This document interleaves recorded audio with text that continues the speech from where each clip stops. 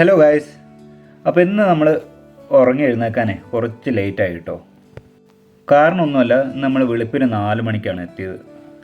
അപ്പോൾ കിച്ചണിൽ നിന്ന് കുറേ സൗണ്ടും കാര്യങ്ങളൊക്കെ ഉണ്ടായതുകൊണ്ട് എനിക്ക് ഉറങ്ങാൻ പറ്റിയില്ല. അപ്പോൾ ഞാൻ എഴുന്നേറ്റു. അപ്പോൾ എന്താ കാര്യമെന്ന് വൈഫിനോട് ചോദിച്ചപ്പോൾ വൈഫ് പറഞ്ഞു, റോഡ് സൈഡിൽ വിശന്നിരിക്കുന്നവർക്കും മറ്റും കൊണ്ടുപോയി കൊടുക്കാം എന്ന് ആൾ പറഞ്ഞു. കാരണം ഇന്ന് നമ്മുടെ ഗോയമോളുടെ പിറന്നാളാണ്. അപ്പോൾ ഞാൻ നാട്ടിലുള്ള സമയത്ത് ആരുടെയെങ്കിലും ബർത്ത്ഡേ ഉണ്ടെങ്കിൽ ഞങ്ങൾ അങ്ങനെ ചെയ്യാറുണ്ട് കേട്ടോ. അപ്പോൾ പിന്നെ ഞാൻ ഒന്നും നോക്കിയില്ല ഗൈസ്, പെട്ടെന്ന് പോയിട്ട് ഫ്രഷ് ആയിട്ട് വന്നു. അപ്പോൾ ഞാൻ വൈഫിനോട് ചോദിച്ചു എന്താണ് ഞാൻ ഹെൽപ്പ് ചെയ്യേണ്ടത്. വൈഫ് പറഞ്ഞു വേഗം പോയിട്ട് വാഴയില വെട്ടിയിട്ട് വന്നു. അപ്പോൾ തന്നെ ഞാൻ വേഗം പോയി പറമ്പ് പോയി നോക്കുമ്പോൾ ഒറ്റ വാഴയില്ല. അതെങ്ങനെയാണ്, വാഴ കുഴിച്ചിട്ടാലല്ലേ വാഴയില വെട്ടാൻ പറ്റുള്ളൂ. അതും പറഞ്ഞുകൊണ്ട് ഞാൻ നേരെ പോയത് നമ്മുടെ തറവാട്ടിലോട്ടാട്ടോ. ഞാൻ തറവാട്ടിൽ പോയിട്ട് ഉമ്മനോട് കാര്യം അവതരിപ്പിച്ചു. അപ്പോൾ ഉമ്മ പറഞ്ഞു നല്ല കാര്യം, ദേ കിടക്കുന്നു ഒരു 5-6 വാഴ, പോയി വെട്ടിക്കുമെന്ന് പറഞ്ഞു. അപ്പോൾ ഞാനൊന്നും നോക്കിയില്ല കാര്യം, ചെറപ്പറാന്ന് പറഞ്ഞ 4-5 വാഴയില അങ്ങോട്ട് വെട്ടി.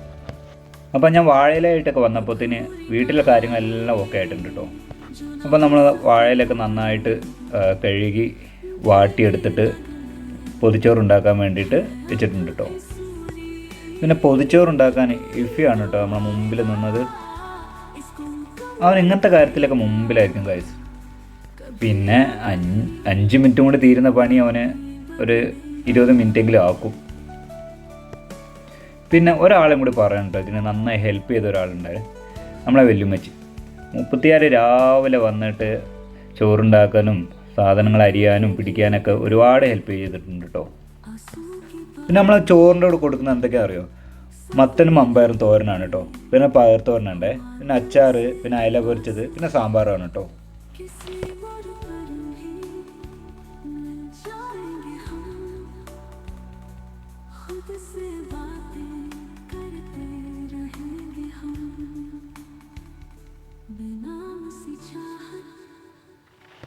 പിന്നെ ഗൈസ്, ഇത് ഞാൻ ആർക്കൊക്കെയാണ് കൊടുക്കുന്നതെന്നുള്ളതൊന്നും ഞാൻ വീഡിയോയിൽ ഉൾപ്പെടുത്തിയിട്ടില്ല കേട്ടോ. കാരണം അത് മോശമാണെന്ന് എനിക്ക് തോന്നി, അതുകൊണ്ടാണ് കേട്ടോ.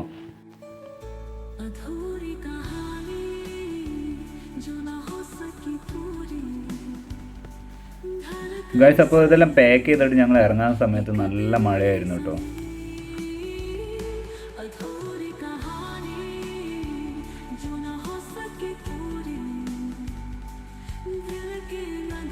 ഗൈസ്, ടൗണിൽ ചെന്നപ്പോൾ നല്ല മഴയായിരുന്നു കേട്ടോ.